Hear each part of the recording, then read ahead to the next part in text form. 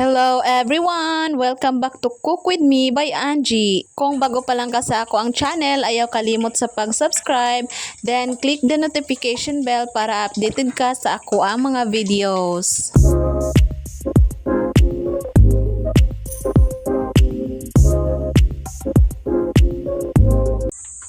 For today's video, magluto ta sa usa sa akong paboritong simple ug budget-friendly nga sudan, ang pinakbet. Ambot lang og matawag man niya siya og pinakbet nga wala man siya okra og talong. Pero para nako, bites na ni. Simple ra din nga recipe, mga gulay lang mostly. Pero once maluto na, grabe, lami kaayo, labi na kumparisan og init nga rice. So tara, magluto na ta. So na-prepare na din ako ang mga ingredients. Pechay, batong, kalabasa, ug ampalaya lang di ay ang available sa ako ang kusina. Pero okay na ni siya. Ug sa atong panakot, kamatis ug ahos lang ang atong available. Unya, wala pud ko'y bagoong. Dili gyud ni matawag og pinakbet, pero para nako pinakbet gyud ni siya kay naay paliya. So first, atong gigisa ang kamatis ug ang ahos. Then gisunod nato ang mga utanon, kalabasa, batong ug ampalaya. Ako no, ganahan ko nga daghan og gulay kay aside sa healthy, masulit pud siya. Perfect kaayo ni kung gusto nato og simple pero satisfying nga meal.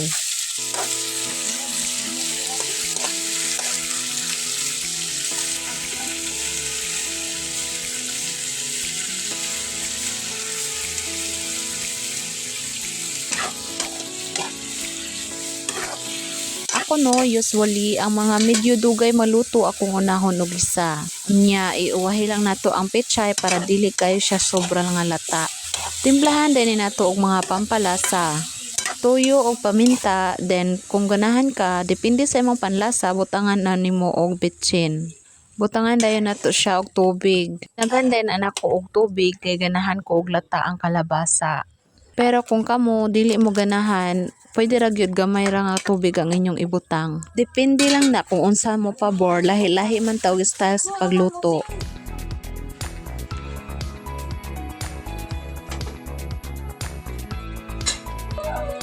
Then after pila ka minutes, nibukaw na ang ato ang utan. Then ato na siyang tilawan kung sakto na ba ang iyang lasa.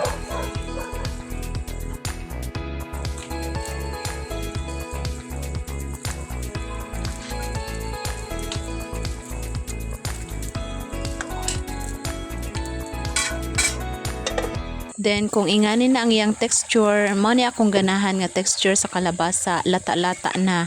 Pwede na nato ilunod ang pechay.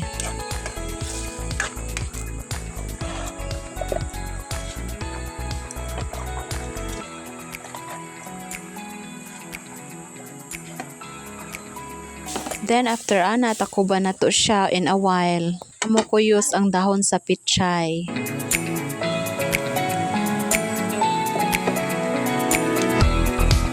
Then, iniguman na ato dayon na siyang karaw-karawon.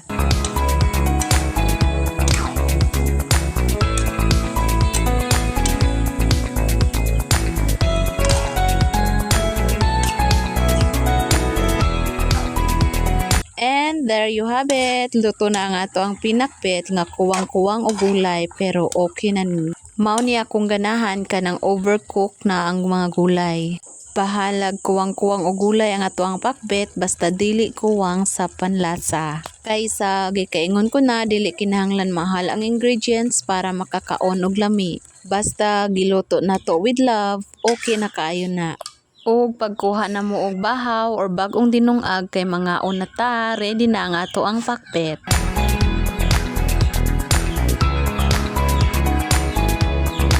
And before ta mangaon, dili gyud nato kalimtan nga magpasalamat sa Ginoo. Sa grasya nga iyang gihatag kanato, sa grasya sa pagkaon, sa grasya sa hangin, sa tubig, ug sa grasya sa kinabuhi. Ug unsa pa inyong gihuwat, ali na mangaon na ta. So mao na to ang atong simple ug budget friendly nga sudan. Ang pinakbet nga kuwang-kuwang o gulay pero lami.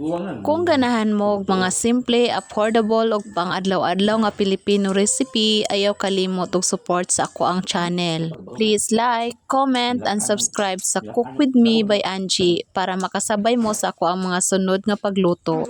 And always remember, dili kinahanglan mahal ang pagkaon para mahimong lami. Basta gihimo na to with love, special na gyud na. Thank you so much for watching. Stay safe, stay healthy. God bless you and praise the Lord all the time. See you on my next video. Bye-bye. Amping mo always.